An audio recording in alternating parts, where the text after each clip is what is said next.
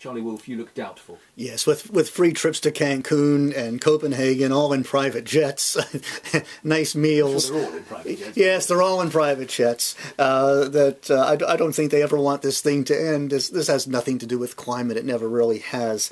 It's interesting. I have here a piece from the New Zürcher Zeitung, German newspaper. They say the next World Climate Summit in Cancun, this I guess from a couple of weeks ago, is actually an economy summit during which the distribution of the world's resources will be negotiated.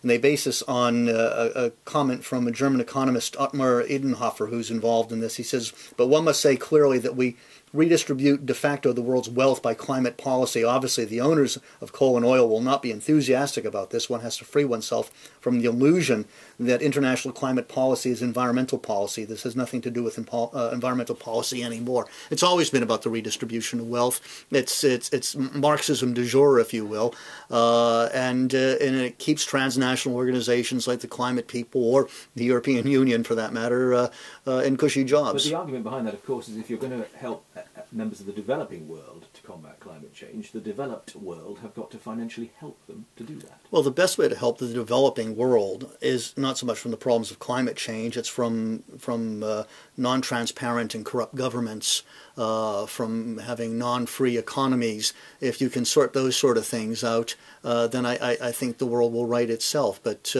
this is really nothing but trying to get guilt money from the rich nations that actually have, if anyone's improved the lives of the developing world, it's already been the richer nations from developing the technology that we use today.